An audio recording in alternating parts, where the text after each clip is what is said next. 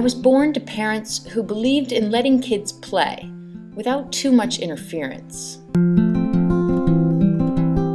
My parents, like most others, wanted the best for us, but somehow back in the 1970s, at least in our neighborhood, the best didn't mean lots of classes. When you were younger, you played a lot outside and with each other. I'd have to go outside to see you sometimes. You just wouldn't come in. Or if you're hungry, and I just remember... Even rainy days. We invented games because there was no one supervising our fun. I could watch you in the kitchen. That was a time where I could just get some work done in the kitchen. But I didn't watch you all the time. I did finally start taking a class or two, but not until after starting kindergarten, and I didn't have my mom looking over my shoulder. I remember riding the bus to ballet class alone with my best friend Sally when we were just 8 or 9. Those days we felt comfortable, especially there's two of you, not just one.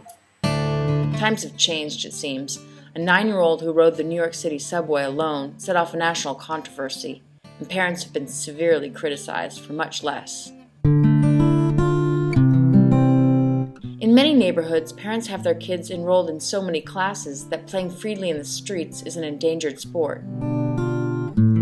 Out of all this hyperactivity, a movement is growing of parents who want to just say no to too many classes. It's being called slow parenting, and it fits in well with another group called free-range parents, who are saying yes to more freedom for their kids to move about unsupervised. There's Dad, who just got the camera. Hi there, dear. Both slow and free-range parents are trying to give kids more room to explore and grow on their own, though they're not about following a prescribed formula for parenthood, something my parents understood well. I can't say we did everything that Dr. Spock thought we should do.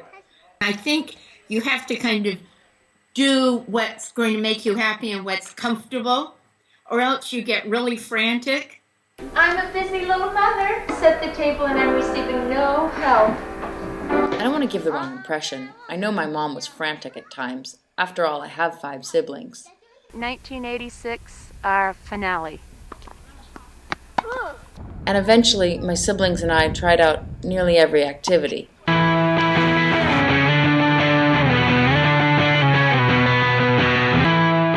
But slow parenting isn't about slow as much as it is about finding the right speed.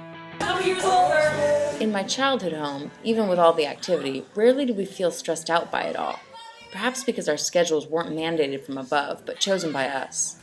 I definitely felt like at times Mom has such a high energy that she naturally would go more. But at the same time, when I decided, she gave me enough freedom that I actually was able to decide that pace.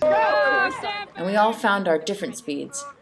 I quit a lot of things. My younger siblings just couldn't seem to stop joining. I just remember from such an early age loving sports. Most of the things I had doing, though, I enjoyed. I loved after-school drama, and I loved soccer. What helped us to remain mostly carefree kids, even with all our activities, was our parents' push to declutter the rest of our lives. We didn't have a TV. We had very few toys or things. When we hung out at home, we had no choice but to develop a life of our own making. 1, 1, 1, 2, 1, 3, 1, 4, 1, 5, 1, 6. Oh, what a workout. She's pretty mellow. When I began my own family, I, like most in my generation, had waited longer to get started, so I'd spent a long time focused on my own life. At 36 years old, I wasn't prepared to give up adulthood. I liked my life. I liked my profession. Before having our first child, my husband and I had downshifted our professional lives considerably. We'd left any semblance of the corporate world and started our own website out of our apartment. It made the initial transition to parenthood fairly easy, but shortly after bringing baby home, I felt the itch to get back to work. So we simply picked up where we'd left off. So we're going in for our interview, and you got the baby with you? I do, yeah. Oh, she's calm. Sometimes falls asleep, so...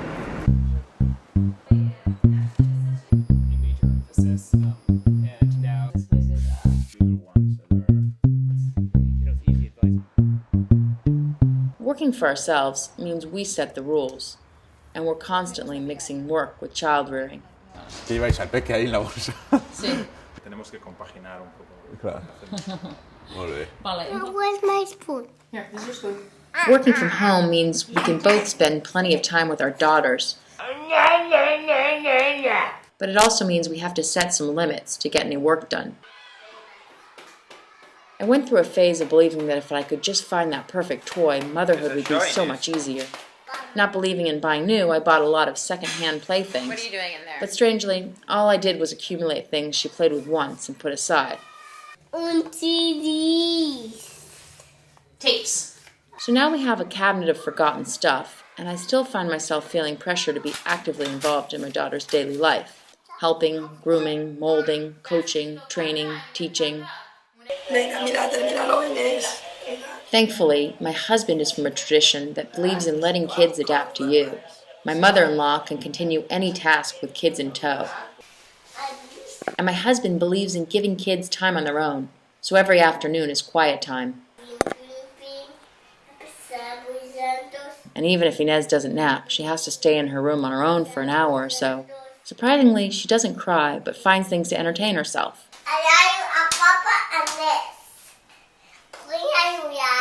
Oh, you are. Oh, that's great. It turns out my husband is right in line with one more variation on the slower parenting movement. I'll call it idle parenting, after the book Idle Parent by English author Tom Hodgkinson. He preaches a seize-the-day motif, that we're stuck within a capitalist obsession with the future, so our job as parents is to maximize present-tense enjoyment for the entire family, parents included. I've never quit enjoying my run. He advocates saying no to toys and to most TV, and instead giving kids the independence to create their own fun. You like this, Yumela? Especially if it involves so-called work. What are you making, Ness? Of course. You are? This fits in well with my husband's ideas that kids learn from what we do, not what we say or teach so much. Do you want me to read you a book? Do you want to read the mouse book?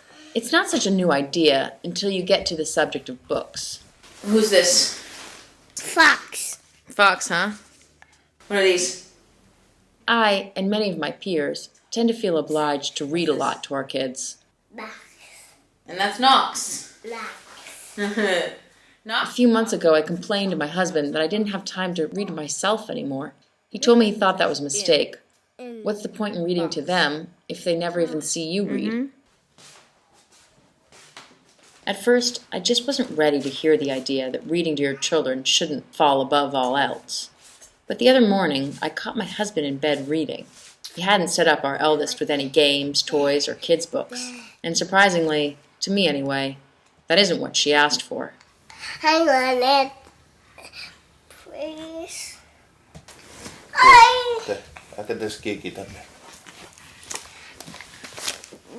This is a donkey.